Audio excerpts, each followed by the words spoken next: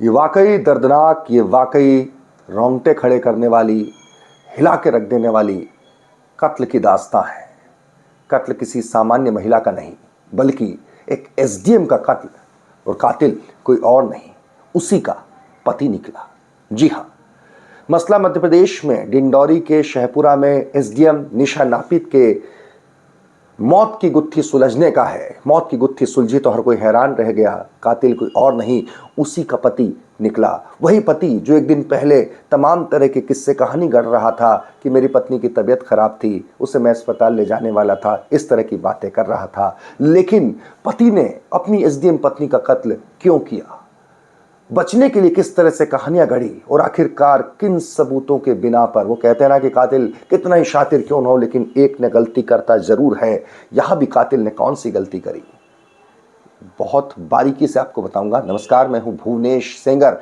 नहीं जुड़े तो जुड़ जाए, छोटी सी दरखास्त है, हमारे चैनल को सब्सक्राइब कर लें, बेल आइकन को प्रेस करें, फेसबुक पर फॉलो करें, और फेसबुक पर देखते हैं आप तो यूट्यूब पर जाकर एक बार सब्सक्राइब जरूर करें।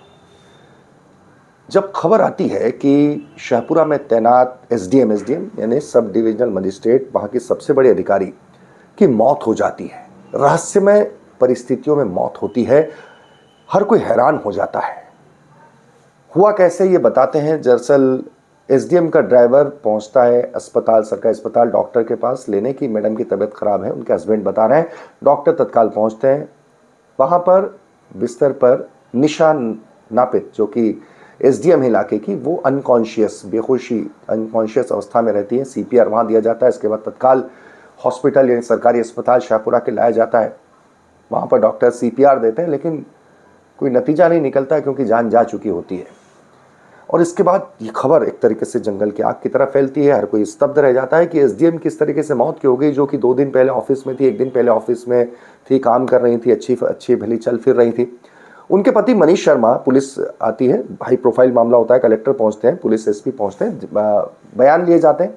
मनीष शर्मा जो उनके हस्बैंड हैं, वो क्या बोलते हैं आप सोचिए जरा। वो कहते हैं पत्नी की किडनी थोड़ी खराब थी, 1 दिन पहले शनिवार को उनका व्रत था, उस दिन उन्होंने 2 अमरूद खा लिए थे, फिर वॉमिट हुई, फिर वो सोने चले गए। रविवार मैंने उठाया नहीं, और उठाया तो उनकी नाक से थोड़ा खून बहता दिखा। मैंने डॉक्टर को इत्तला दी। बात तो पुलिस को भी हजम में नहीं होती है, लेकिन एकदम से इतना हाई प्रोफाइल मामला था, बगैर सबूतों के कैसे आगे बढ़ा जाए। इसी दरमियान मृतक निशा नामित की बहन नीलिमा सामने आती है और कहती है कि जो मेरे जीजा है, कि पति जो है निशा नामित के मनीष शर्मा, ये इनका और इनकी सिस्टर का झगड़ा होता रहता था, दोनों के भी ताल्लुकात अच्छे नहीं थे, और हो न हो इस वारदात के पीछे मनीष शर्मा ही है। पुलिस की तफ्तीश आगे बढ़ती है। एसएफएल की टीम आती है, फॉरेंसिक की टीम आती है, विशेषज्ञ आते हैं, घर की जांच होती है।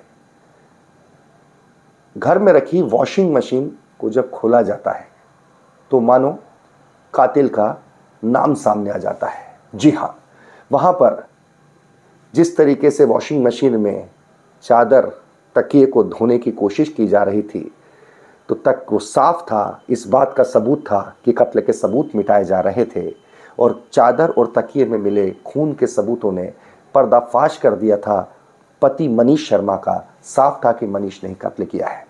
जो कहानी निकल के सामने आई, उसके मुताबिक तकिए से मुंह दबाकर बहुत बेरहमी के साथ मनीष शर्मा ने ही अपनी एसडीएम पत्नी निशा नापित की गला घोंटकर, दम घोंटकर हत्या कर दी थी। हत्या करने के बाद उसने सबूतों को, चादर तकिए को वॉशिंग मशीन में धोकर सबूत मिटाने की कोशिश की, और उसके बाद कहानी गढ़कर खुद को बचाने की कोशिश की। लेकिन कहते हैं ना, कातिल कितना ही होशियार चालाक क्यों न हो जाए, एक गलती जरूर करता है। सवाल यहां उठा कि आखिर एक पति ने, पढ़े लिखे पति ने, अपनी एसडीएम पत्नी की यूं बेरहमी के साथ हत्या क्यों की। इसकी वजह मैं आपको बताऊंगा, लेकिन उससे पहले इस पूरे मसले पर पुलिस का क्या कहना है, ये सुनते हैं। जैसा कि आप सभी को विदित है, यहाँ पर एक दुखद घटना हुई है। यहाँ की एसडीएम श्रीमती निशा नापित शर्मा की संदिग्ध परिस्थितियों में मृत्यु हुई, और डिंडौरी पुलिस ने उसका पूरी तरह से खुलासा किया। एसपी साहब स्वयं इसमें लीड कर रहे थे। एसपी साहब, एडिशनल एसपी साहब और उनकी पूरी टीम इनमें अथक प्रयास करके 24 घंटे के अंदर इसका खुलासा किया कि किन परिस्थितियों में इनकी मृत्यु हुई थी। एक्चुअली निशा नापित जी जो अपनी एसडीएम साहिबा थी, उनकी शादी 2020 में हुई थी। जो मनीष शर्मा जो ग्वालियर के निवासी हैं, इनसे 2020 में मंडला में गायत्री मंदिर से उन्होंने शादी की थी। बाद में उनका पारिवारिक जीवन बड़ा तनावपूर्ण रहा है और ये जो मनीष शर्मा उनको परेशान भी करता था और साथ में उनकी जो सर्विस बुक में है बैंक अकाउंट वगैरह में अपना नॉमिनी दर्ज कराना चाहता था। क्योंकि मैडम को उस पर अभी भरोसा भी नहीं था, इस कारण से वो डिनाइड करती रही। इन्हीं सब परिस्थितियों के कारण अभी कुछ दिन पहले ही व्यक्ति यहाँ पर आया था मैडम के आवास में, क्योंकि उनका पति है तो आना जाना उनका लगा रहता है। तो बाद में फिर उसने किसी बात पे बहस होने के बाद उन्होंने तकिए से उनकी गला दबा के तकिया मुंह पे रख के उनके सांस रोक दी, जिससे उनकी मृत्यु हो गई। बाद में उसने जो भी तकिया है, बेडशीट है, अन्य जो भी कपड़े थे उसको वॉशिंग मशीन में धोकर साक्ष्य मिटाने का भरपूर प्रयास किया। लेकिन पुलिस ने, एफएसएल की टीम ने और एसपी साहब चूँकि खुद ही वहाँ पर पूरी सब चीज़ों को लीड करते रहे, तो ये सब चीज़ें वो नष्ट नहीं कर पाया और हमारे पास पर्याप्त एविडेंस है। और पुलिस के द्वारा इसमें 302, 304 भी 201 का प्रकरण दर्ज करके विवेचना की जा रही है और आरोपी पुलिस की अभिरक्षा में है और इसमें बाकी कार्रवाई इसमें जारी है। इसमें एसडीओपी जो यहाँ के हैं वो मुकेश अभिद्रे इसकी विवेचना कर रहे हैं, चूँकि ये नवविवाहिता का प्रकरण है।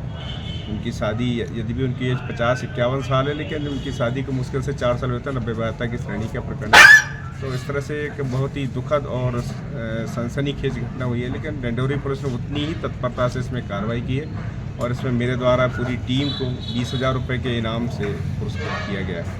तो इसमें आरोपी की प्रोफाइल क्या थी? आरोपी की प्रोफाइल अभी इसमें सर्च की जा रही है, लेकिन ये ग्वालियर के निवासी था, प्रॉपर्टी डीलिंग का काम करता रहता था। ऐसा कोई उसका इकोनॉमिक बैकग्राउंड बहुत साउंड नहीं था। उसमें तो ऐसा प्रतीत होता है कि मैडम के ऊपर ही पूरी तरह निर्भर था। स्त्री शिकायत अभी बताया जा रहा है। अब इसके अभी जानकारी एसपी साहब ने अभी बुलवाई है। जब तक हमारे पास पुख्ता प्रमाण नहीं होंगे हम कोई भी चीज़ बताने की स्थिति में नहीं है। अभी तक की पूछताछ में तो केवल इन्हीं का पता लगा है, बाकी अभी और विस्तृत पूछताछ की जा रही है।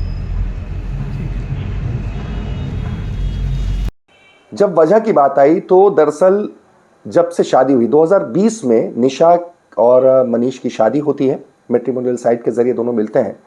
उस शादी के बाद से ही निशा को कहीं ना कहीं लगने लगता है कि मनीष जो है वो ठीक आदमी नहीं है। तभी वो अपनी सर्विस बुक हो या बैंक अकाउंट्स हो, नॉमिनी में अपने पति का नाम नहीं लिखते हुए अपनी बहन और बहन के बेटे स्वप्निल का नाम लिखती है। पति मनीष को यही बात नागवारा गुजरती है, लेकिन कहीं ना कहीं होता है ना कि एसडीएम जो निशा नामी थी उससे लग रहा था कि मेरा पति ठीक व्यक्ति नहीं है।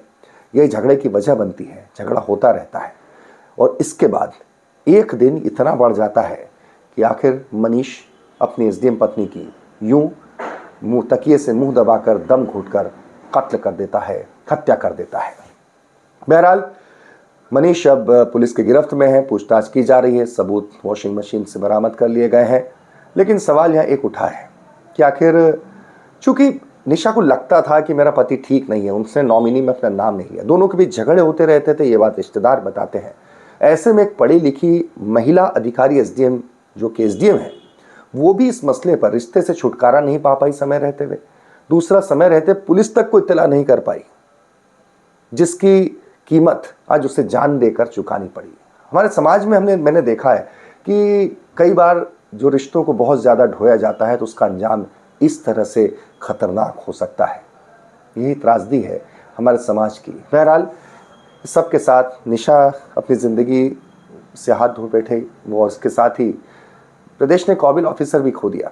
इस बात का भी तमाम अधिकारियों को भी अफसोस है। दूसरा, इस वारदात ने एक बार फिर से रिश्तों को भी कलंकित किया है।